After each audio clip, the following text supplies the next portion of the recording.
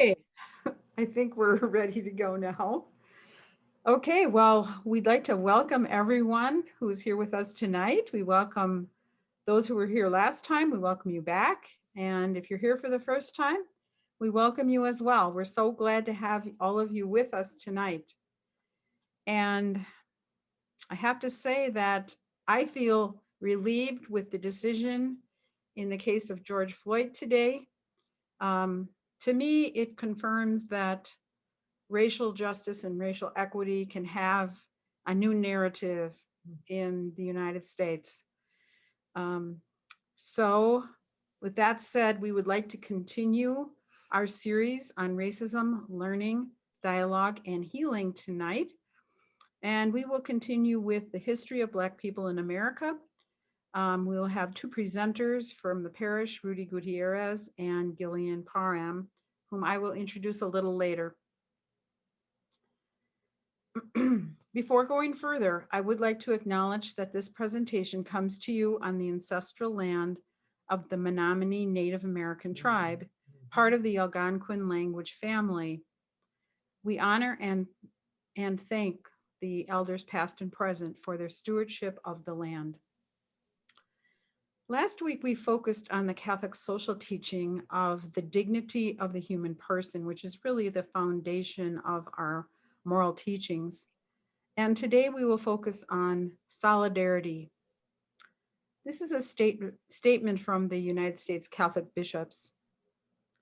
We are one human family, whatever our national, racial, ethnic, economic, or ideological differences. At the core of the virtue of solidarity is the pursuit of justice and peace. Pope John Paul VI famously said, "If you want peace, work for justice." Our love for all sisters and brothers demands that we promote peace in a world surrounded by violence and conflict. To be in solidarity means we are connected to all of our sisters and brothers around the world. When one person or group suffers, we all suffer. Racism is the opposite of solidarity. Solidarity goes beyond tolerance to friendship and love. And I just like to tell you a little story about that. When I was a student at St. Francis Seminary, one of my classmates, who was also a Catholic school teacher at that time, gave a presentation on this theology. And she was rather astounded when she said, all these years I've been teaching tolerance to my students, and I had been doing the same thing. And then we realized it goes beyond that to friendship and love.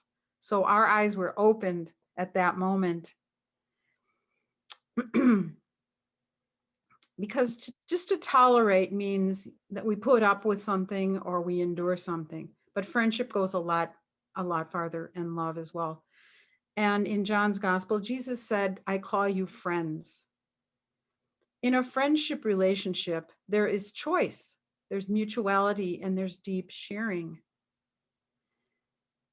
One question we can ask ourselves is, does our friend group represent diversity? I know I have a ways to go in that department. Part of the work of anti-racism, which is to oppose racism and work for change, is to spend time with people of color, get to know them, to build a relationship. That may involve volunteering, going to a worship service other than our own, to a restaurant or other business owned by a Black person. One thing I have been doing since the pandemic started is when I go to the grocery store, I look for the line where there are Black employees, and I get in that checkout line. And at the end of the checkout time, I thank them for being essential workers, and I try to call them by name. And I ask them how they're doing. And usually I can see that they're touched by that. And sometimes I even get a smile. It's just a small thing, but it's something we can do. So at this point, we're just going to break out for about 5 minutes. We ask that you introduce yourselves to one another. Marguerite will put us into groups. And If you were here last time and you did any of the follow-up activities, you could talk about that. If you didn't, just talk about something that you read or heard about race, recently. Would like to introduce our first speaker. He is a lifelong resident of Wisconsin, born in Green Bay, but moved to the Milwaukee and Waukesha area as a child. He spent most of his life in southeastern Wisconsin. He's been a member of Good Shepherd since 2006 and was drawn to our parish because of our mission of social justice. He's been a teacher for 22 years, currently teaching at St. John the Evangelist Catholic School in Greenfield. However, most of his teaching was done at Brookfield East High School. He has a bachelor's degree in education and history and a master's degree in history, all from UWM. His master's thesis was Catholic Protest in the Vietnam War, which introduced him to Dorothy Day and the Catholic Worker Movement, and that coincided with his return to the Catholic Church in 2004. He is the son of Puerto Rican immigrants, and his ethnicity is 100% Puerto Rican. Both his parents were born and raised on the island. He has 5 siblings, all living in the United States. His father passed away over 30 years ago, but his mother recently turned 91 years old, and he attributes her long life to her passionate practice as a lifelong Catholic. And Rudy is inspired by her faith. So please join me in welcoming Rudy Gutierrez.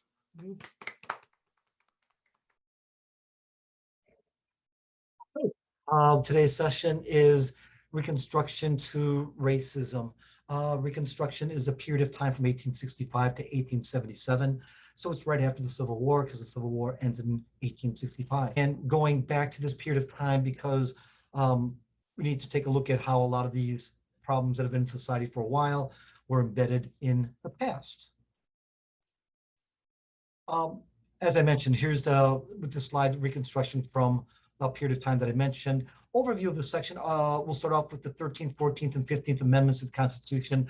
13th Amendments abolished slavery. The 14th Amendment put a definition of what a citizen is in the Constitution. That way, it gave more rights, or theoretically more rights, to African Americans, because it explained that they were citizens as well. The most important is probably the 15th Amendment, because that theoretically, again, gave African American males the right to vote. Regardless of your previous servitude or your race, you have the right to vote as long as you were a male back at the time. Other things that are going to be included in this session are the Black Codes, sharecropping, the KKK, and African American politicians during this 12-year period. This is a video on the KKK. The KKK comes about during the Reconstruction period. Then they die down as you get close to the turn of the century, late 1880s, but probably more the 1890s and even the early 1900s. They come back in the early 1920s, and strange enough, they come back as a very strong, like ultra-conservative moral group. People like former President Warren Harding as part of the KKK. Hugo Black, who's one of the more liberal members of the Supreme Court, becomes part of the KKK because they were looking to be good husbands, good family men, don't drink. So it came back in that context for a very, very short time because underneath the foundation of the hate group was still kind of lurking, and the the benefits of the morality group that had come about quickly went down. That went down the tube, so to speak, and the hate group came back up to the forefront.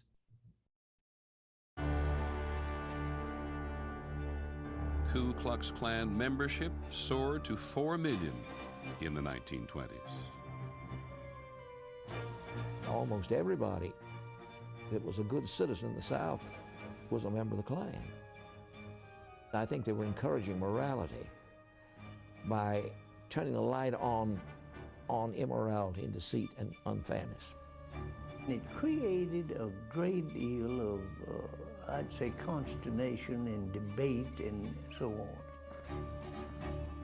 They were not just opposed to the blacks, but they were opposed to the Catholics and the Jews or anybody else that came somewhere.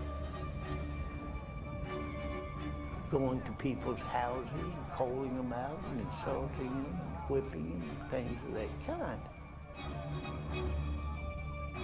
This was not just peculiar to the South at Alabama, it was nationwide. The Klan was actively recruiting in many northern states. My father was asked if he would like to join the Ku Klux Klan. He grabbed the guy by the collar and threw him down the stairs. 3 nights later, almost directly across the street, there was a large cross burning. I still can see it in my mind. It was a dreadful, horrifying experience. My mother said, "It's just as though they're guarding the gates of hell." Those white people who catered to us and were in sympathy with us, they caught hell too. James Cameron was living in Indiana when he and 2 childhood friends were seized by a Klan-inspired mob, enraged by reports of the rape and murder of a white couple. Many of them out in the crowd had the robes and hood on too. And then the leader said, "Take all these niggas out and hang them." His 2 friends were lynched. James Cameron barely escaped with his life. They put a rope around my neck and they threw the other end over the tree. And I kept crying and hollering, "I haven't done anything."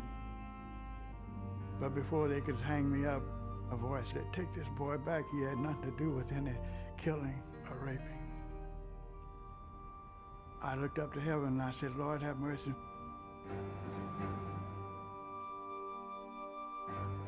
Throughout the decade, an estimated 200 people were lynched by the Klan.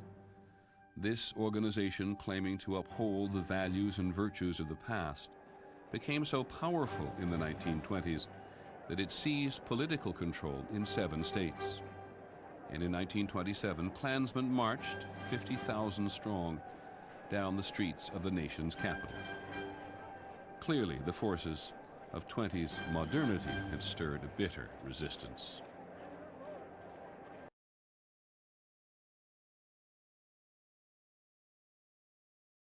Okay, quick word on the last video that we just saw, showing again the KKK and some of the things that I mentioned. It also showed James Cameron, and Mr. Cameron is the founder of the Black Holocaust Museum that's here in Milwaukee, the only one in the country, if I'm not mistaken. Again, he had moved here, and Mr. Cameron actually passed away around 5-6 years ago. He was Catholic. His funeral was there at the Cathedral of St. John's downtown Milwaukee. So what I have up there at this point is sharecropping and black coats, because these were different things that were used against African Americans to keep them in a position of servitude. Black codes were different laws that were implemented when Reconstruction was failing, and it went after Reconstruction, basically saying that, again, African Americans could not testify against whites. They had virtually no rights, no land rights, and they were able to use these in the South because the Southern power structure had come back up to the forefront. Sharecropping too was a way of keeping African Americans and some poor whites tied to the land.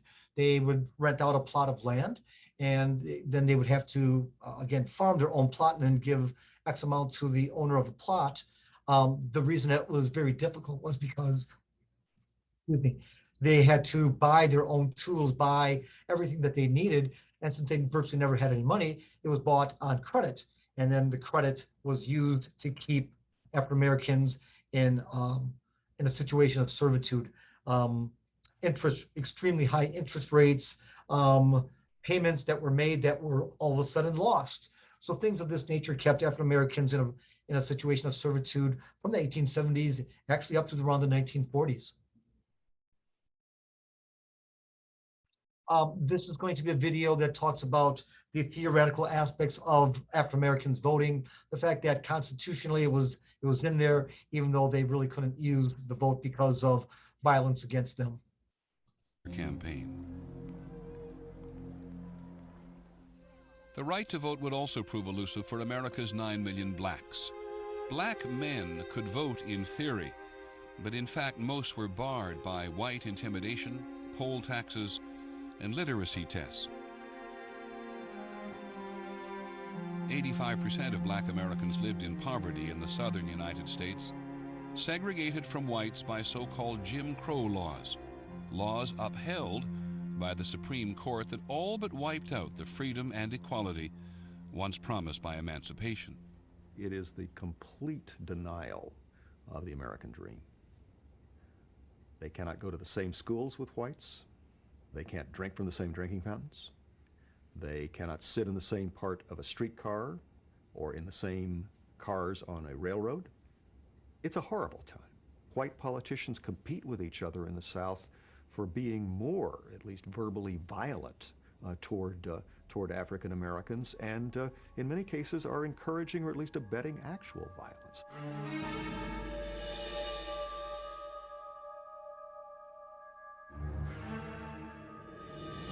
They were lynching blacks for hardly a week. There's 2 or 3 blacks didn't get lynched or burned at the stake. I don't know whether you heard that or not. You ever hear of any black people being burned at the stake? Well, that's what happened. I was lived in those days.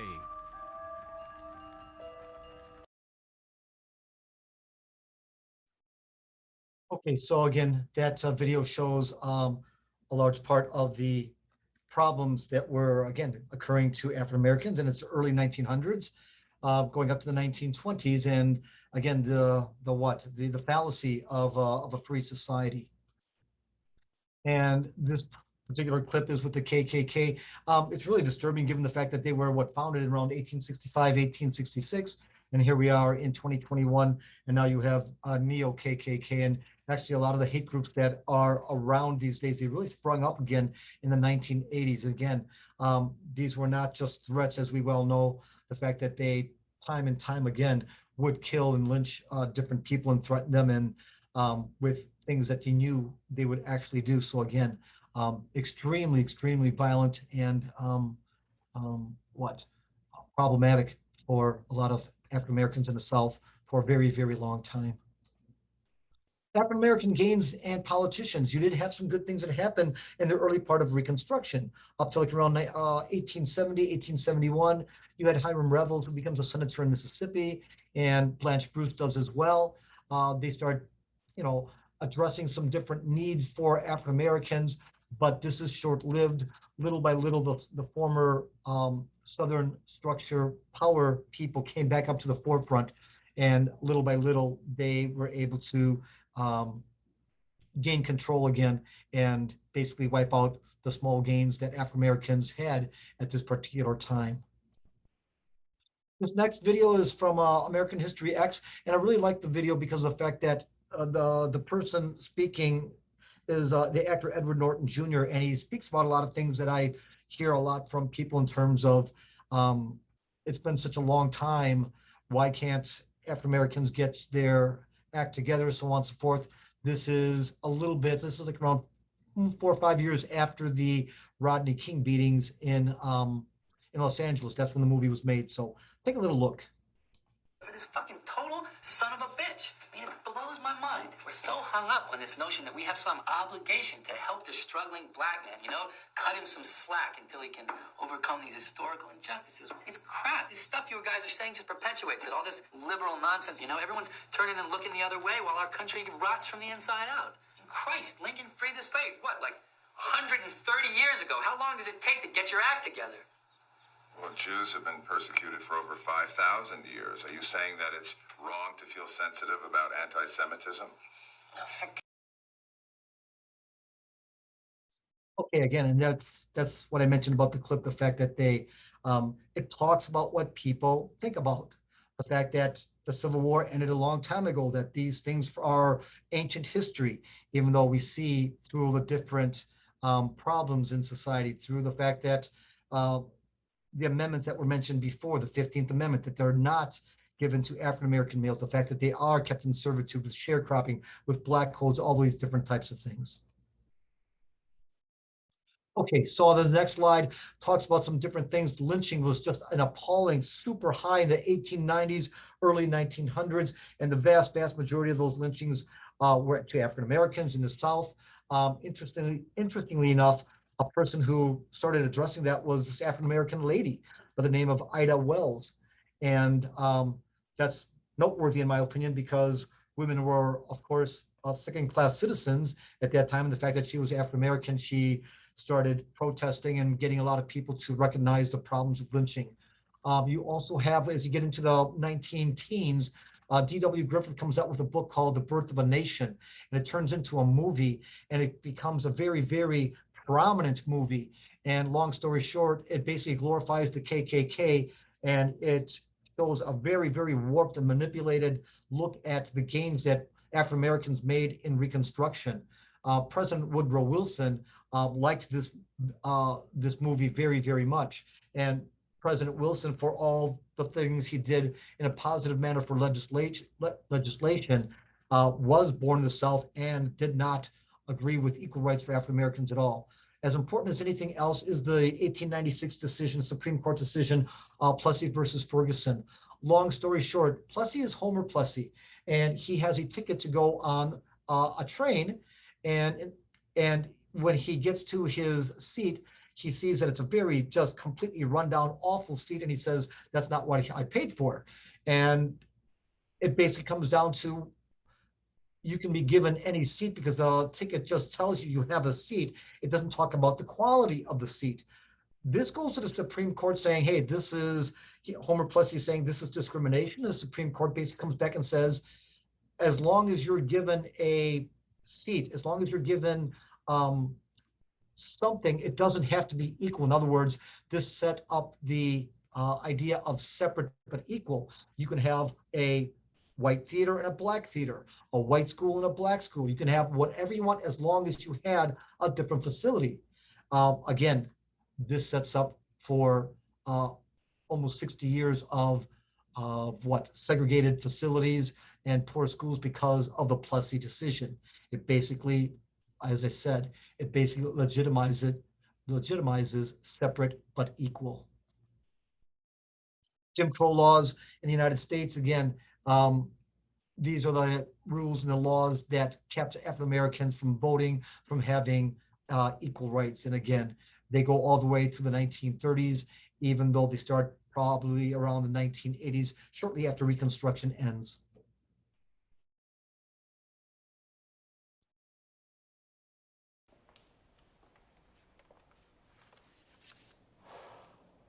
You work for Mr. Dunn down at the rest home, ain't that right? Yes, sir. Wonder what old Dunn will say when I tell him one of his gals down here stirring a fuss. I ain't stirring no fuss. I'm just here trying to register the vote.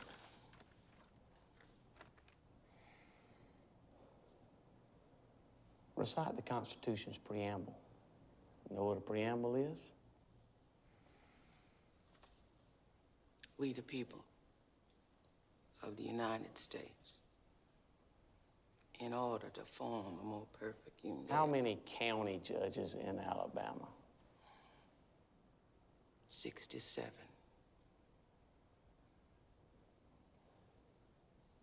Name them.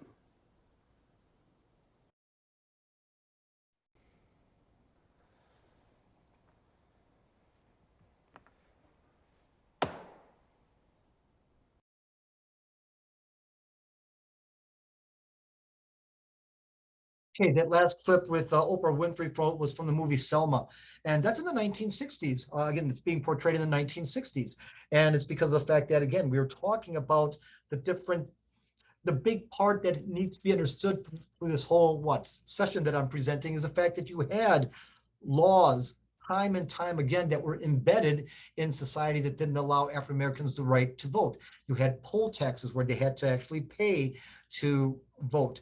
It doesn't matter that the amount was very small. You had very poor African Americans at times that could not, besides the fact that in a democracy, you don't pay a penny to vote. Worse yet was what you saw on the clip, literacy tests. There was going to be no way that you're going to be able to pass a literacy test because it was rigged.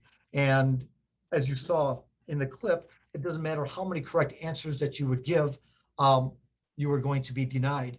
And the Southern power structure kept those things. There was no way that African Americans could appeal to somebody higher up because of the fact that states' rights dominated, and everything from the court system to the governor to the senators would validate those type of things. Let's take a look at this next video. This should be with the Confederate Sisters of America, but let's take a quick little look here. And there's a reason they grew so quickly during that time. So we're talking about roughly 3 decades after the end of the war, and the Confederate veterans themselves are beginning to die off. So there is this push to find ways to commemorate it, because the big challenge by 1900 was there's a new generation of white Southerners being born, and they never experienced the war years. That push is visible. Most of the Confederate monuments were erected during the UDC's height of influence. There's a rhetoric around monuments that we want to get this thing built before all of that generation has died off. And the reason we want it is to teach future generations about those men. Dr. Karen Cox wrote the book on the UDC, and I asked her if it was fair to say the group established the lost cause as historical fact in the South. Oh my God, yeah. They were the leaders of the lost cause into the 20th century, and they made it a movement about vindication. Just to give you an idea of how effective they were, they successfully lobbied for a Confederate memorial in Arlington National Cemetery, which U.S. President Woodrow Wilson proudly unveiled to a cheering crowd. Now that's influence, right? Monuments are the least of what they did. What? I mean, they are the most visible and tangible, but the work with children was far more influential. It turns out a central UDC objective is shaping how children think about the war and their Southern heritage. One of their most powerful tools? Textbooks. Take a look at this pamphlet called A Measuring Rod for Textbooks. It was written by the illustrious Southern historian Miss Mildred Rutherford, an educator, orator, and author of Southern history textbooks. She's also very pro-slavery. The pamphlet announced the formation of a textbook review committee featuring prominent Southerners like 5 former Confederate generals. This group was committed to spreading the truths of Confederate history, so they instructed school boards to reject any textbooks that did not accord full justice to the South. And they urged libraries to deface every book in their collection that didn't measure up by writing the words "unjust to the South" clearly on its cover. This pamphlet was shared widely with school boards throughout the South, and UDC-backed committees closely monitored history books to make sure Northern influence never reached classrooms. So the core language of an approved textbook aligned precisely with that of the lost cause.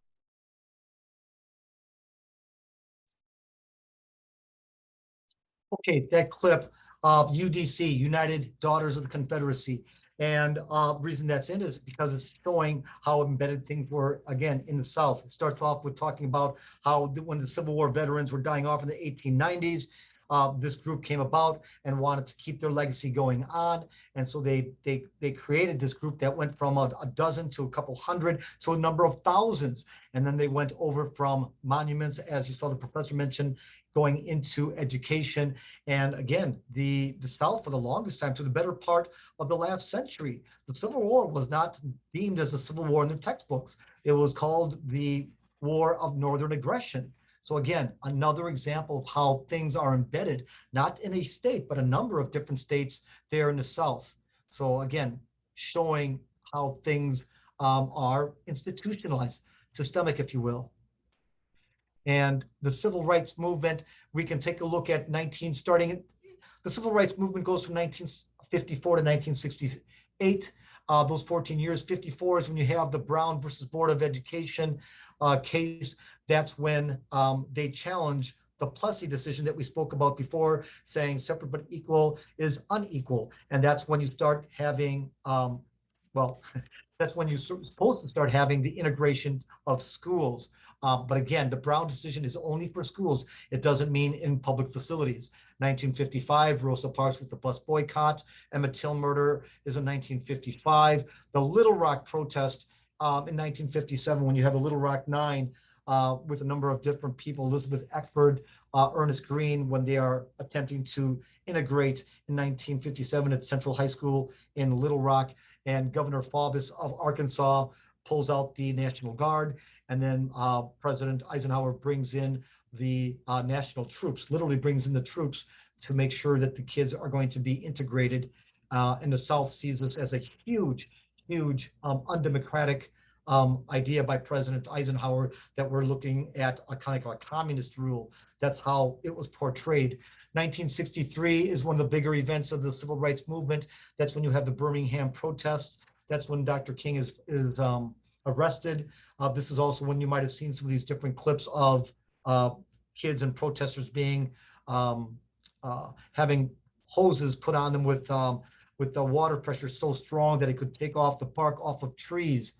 As I said, Dr. King is arrested, and that's when he writes this letter from Birmingham to other clergy who are asking him to slow down. And he's saying, "How long do we have to wait?"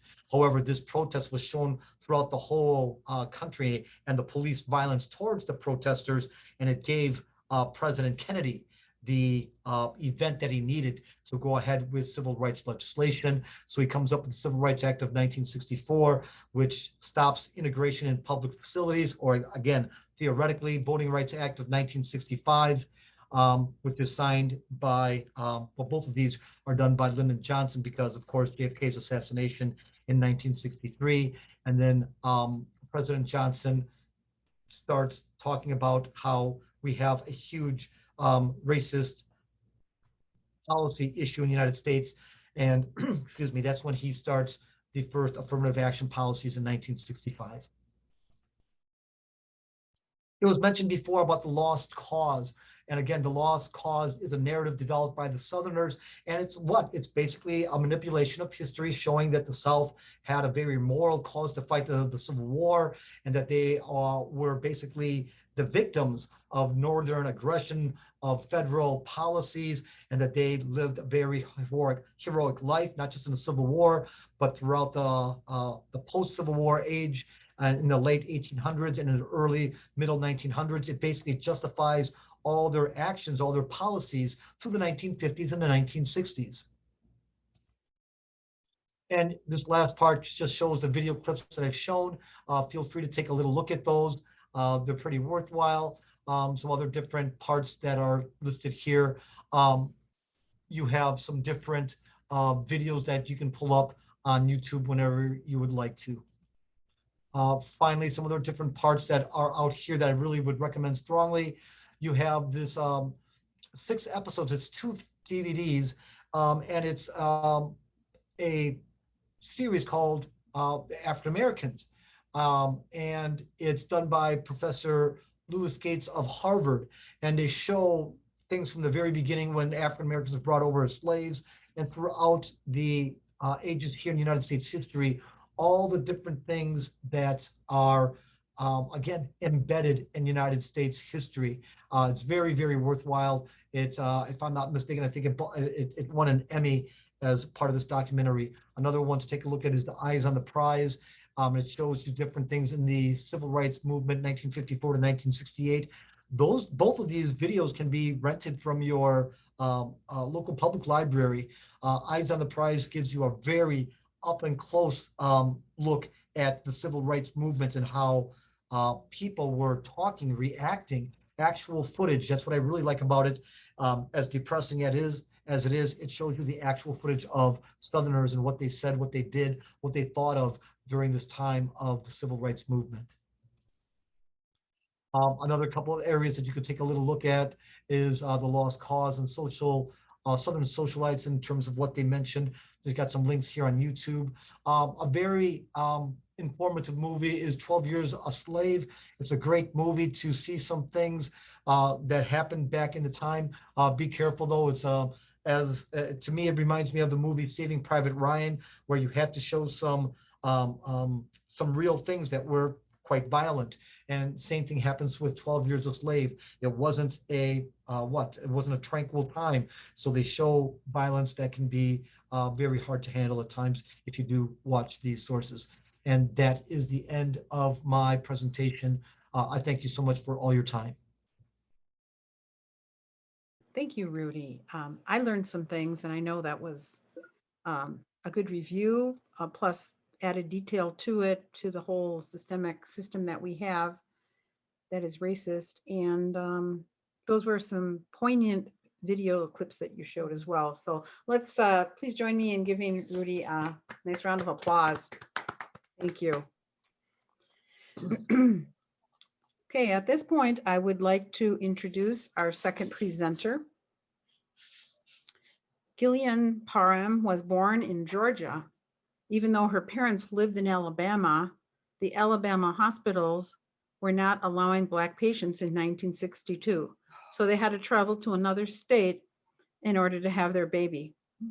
Gillian attended Catholic schools all her life, and she eventually converted to Catholicism at the age of 12, much to the consternation of her father, who was a fire and brimstone fundamentalist Baptist preacher in their small town. In 1980, Gillian left Alabama to attend Marquette University, where she earned a degree in professional communication. She later graduated cum laude from Marquette University Law School. She spent 5 years as a staff attorney in the Office of the State Public Defender's Juvenile Division in Milwaukee County.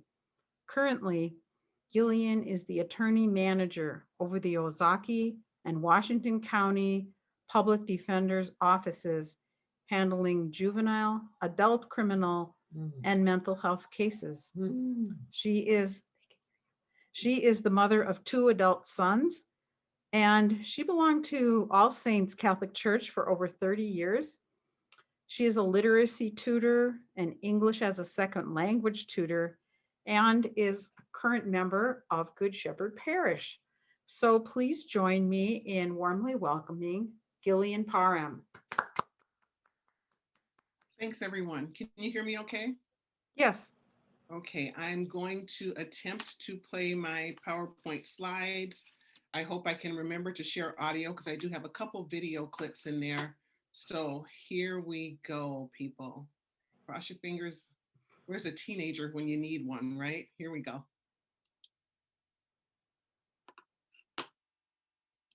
Can everyone see my screen? Yes, we see your PowerPoint right now. Mass incarceration. Perfect.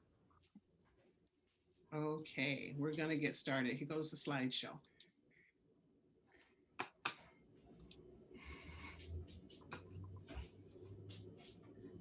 My segment is entitled Mass Incarceration, Past, Present, and Future. This is Jane Elliott. I want every white person in this room who would be happy to be treated as this society in general treats our citizens, our black citizens. If you, as a white person, would be happy to receive the same treatment that our black citizens do in this society, please stand. You didn't understand the directions. If you white folks want to be treated the way blacks are in this society, stand. Nobody's standing here. That says very plainly that you know what's happening. You know you don't want it for you. I want to know why you're so willing to accept it or to allow it to happen for others.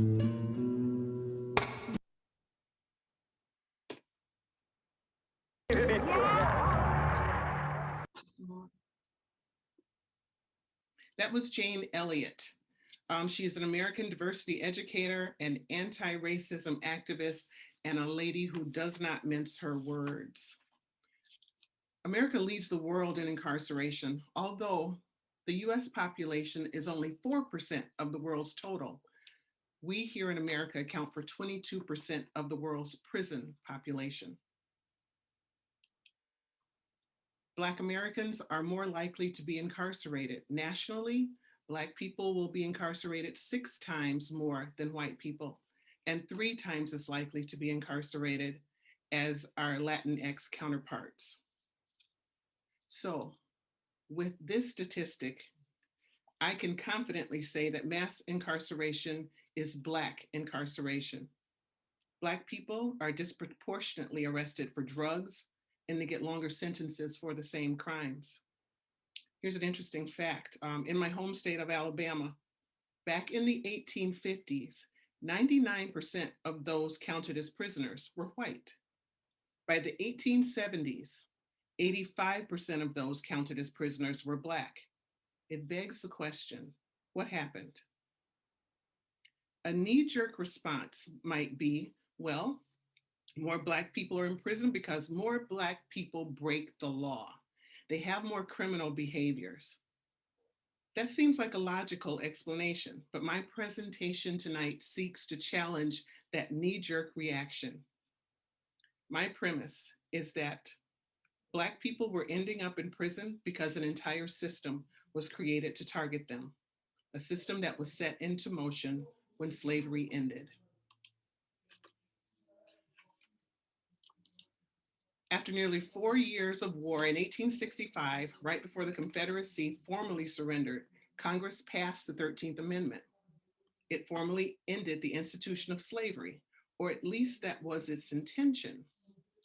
But there is a loophole in the language of that amendment, and that loophole says, no person could be enslaved in the United States except for punishment for a crime. After the Civil War, during that period known as Reconstruction, Southern states took advantage of this loophole. They passed laws that would later become known as the Black Codes. Those codes made Black people vulnerable to arrest for things like being vagrant, being unemployed, selling your produce after dark, speaking loudly in the company of a white woman, or leaving the employment of one person, moving to another person without getting permission to do so first. Black people could not hold any occupation other than being a farmer or a servant unless you paid an annual tax, anywhere from $10 to $100. And all of these codes were enforced by an all-white police and state militia force, often made up of those same Confederate soldiers who were veterans of the Civil War. So the Black Codes and Jim Crow laws began a culture of assigning criminality to a particular group of people, African Americans.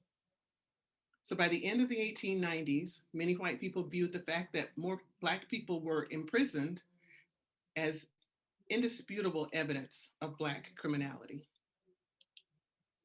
So I'd like you to take a really close look at these two photos.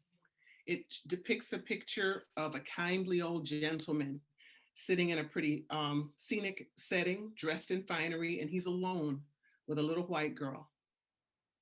In another picture, he's holding a little white girl close, and they are attentive to each other. And it's very, calm, gentle, serene.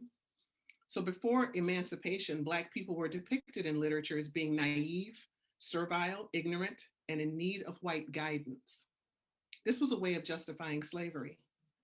But when Black people were no longer enslaved and recognized as citizens, African Americans, men in particular, were viewed as being dangerous, and that America is only safe if somehow they could bring back tight control through imprisonment.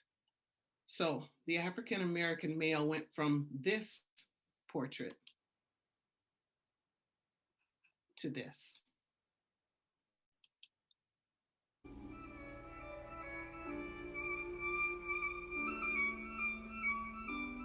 Birth of a Nation was just a profoundly important cultural event. It's the first major blockbuster film, hailed for both its artistic achievement and for its political commentary. And when it was released, it had this rapturous response. There were lines, everywhere that it was being shown.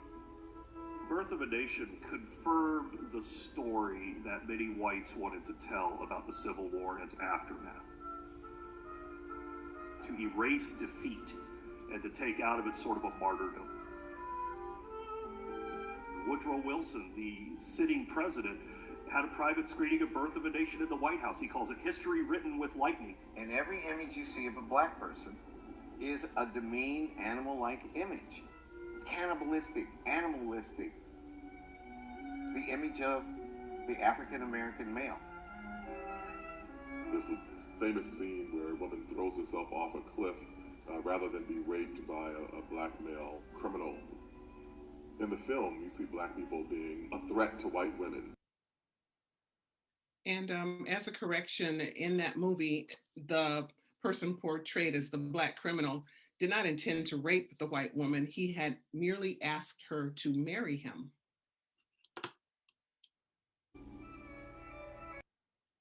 And this is the result. These pictures to me are particularly heartbreaking. They're children. In the first picture, this little boy is tied around a pickaxe. Look at their faces. They're so young, hopeless, traumatized. My father has told me stories of men who were dragged from their homes when he was a little boy, and the men would be bogusly charged with public drunkenness or vagrancy, never to be seen again until they were part of a chain gang. And I can recall being a little girl and riding in the car on the highway with my family and seeing these gangs of men shackled at their ankles, picking trash from the side of the road, overseen by armed guards. And they were wearing those same striped uniforms that you see in these pictures. Moving on into the 20th century, the war on drugs exploded the prison population. You may have heard slogans like the war on drugs and being tough on crime. Nixon started that trend. By the Reagan era, the prison population really, truly exploded. When he took office in 1980, the total prison population was a little over 300,000 people. When he left 8 years later, it had doubled to over 600,000 people. Communities of color were hit the hardest with certain laws like the 1994 Crime Bill, the Three Strikes laws, the stop and frisk procedures in law enforcement. The Three Strikes law was a law that imposed a life sentence for almost any crime, no matter how minor, if that defendant had 2 prior convictions for crimes that were serious or violent. That third crime sent him to jail for life. The 1994 Crime Bill offered states $9 billion in funding to build more prisons, and they weren't building them to keep them empty. So let's talk about present day, 21st century, and something a little bit closer to home. Milwaukee registers the third highest rate of Black incarceration in state prisons among the 50 largest metro areas in the United States.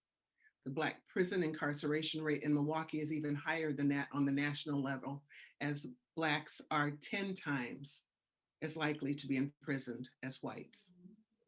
As of January 2021, Wisconsin is one of only 3 states in the nation who sentences 17-year-olds to adult prison. So, planning for a different future. Some states have smartly, I believe, started to dismantle these laws that result in disproportionate incarceration of Black people. Particularly California overwhelmingly enacted the Three Strikes Reform Act, called Proposition 36, eliminating life sentences for non-serious, non-violent crimes, establishing a procedure for inmates sentenced to life for the minor third strike to petition courts for a reduced sentence.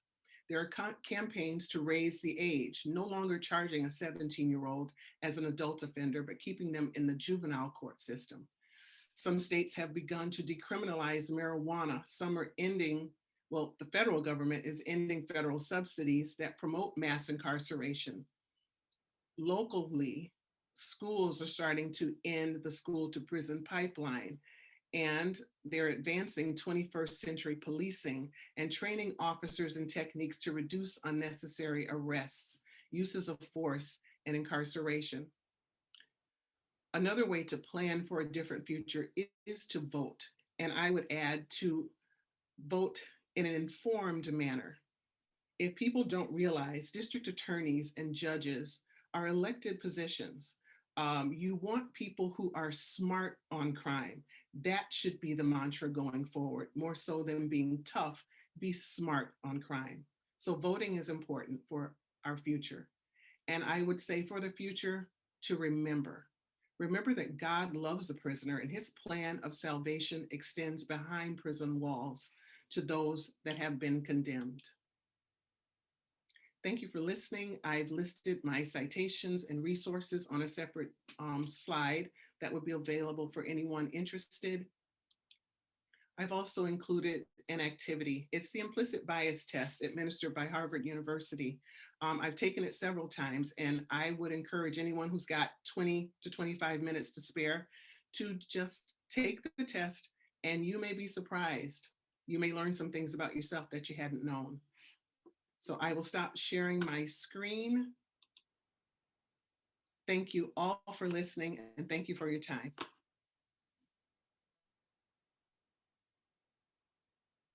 And thank you, Gillian. That was quite an informative presentation. And with your experience as an attorney, I think it gave it extra weight. So we do really appreciate it. Please join me in thanking Gillian for her presentation. But okay, I want to talk about the dialogue circles. These circles are based on the biblical concept of shalom, which is peace. And it's all about right relationships with God, self, others, and creation. There's different types of circles: relationship circles, issue circles, support circles, conflict circles, and criminal circles. These are forms of restorative justice. And tonight we'll focus on the first two there. There's a certain format, and these are the guidelines for use in the circles. It says that we, including the facilitation team, agree to uphold the values of respect, relationship, and responsibility, to speak from the heart, and to listen with respect. Please do not record any part of the circle because they are confidential. What is said in the circle stays in the circle. It's sacred, safe space. Please only use I statements to tell your own story, experience, or opinion. There is no crosstalk. In other words, we don't respond to what another person says. We don't judge, criticize, give advice, or shame anyone in the group. We apply the principle of do no harm. Please be respectful of time for the sake of all in the circle. There will be an order of who speaks when, and that will be determined by the facilitator. Please observe that order. Passing is always an option as well. Do you agree? If you agree, please raise your hand. All right, these are the questions, and I know we probably won't be able to get through all of them, but how did you feel about the history of Black people in America? In other words, share your impressions. What connections stand out between the history and what's happening today? What assumptions do we make about those in the criminal justice system? Why should we care about incarceration rates? And what would Jesus say about prisoners? I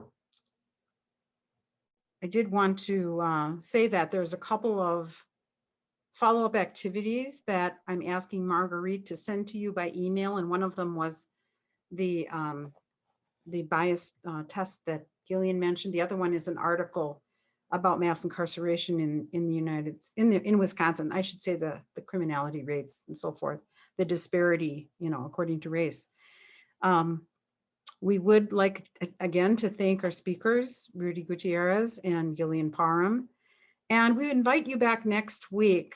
Our speaker will be Dr. Nat Samuel from Loyola University, Chicago, and he will make a presentation on race and the Catholic Church. So that'll be another interesting topic. And please ask others that you know to join us. I would like to share my screen one last time, if I could. This quote from John Lewis, who was a civil rights leader and congressman. He just died recently. And I read his book called Across That Bridge, A Vision for Change in the Future of America. It was just an amazing book, and it was very inspiring. He's just one of the bravest, most committed people that I've ever known about. And what he says is, if you truly want peace, you cannot be satisfied, apathetic, or compliant with the hypocrisy of the status quo. And I'd like to close with this prayer. of St. Francis, because we are called to be peacemakers, as we find in the Beatitudes. So if you could please just mute your microphones if they're not already muted, and pray this with me. It doesn't work if we try to do it all together because there's a little time lag with Zoom. But let's just take a breath and quiet ourselves and be aware of God's presence that is within us and all around us. Make me a channel of your peace. Where there is hatred, let me bring your love. Where there is injury, your pardon, Lord. And where there's doubt, true faith in you. O Master, grant that I may never seek so much to be consoled as to console, to be understood as to understand, to be loved as to love with all my soul. Amen. Again, thank you for coming. Good night, and may peace be with you. Hope to see you next week.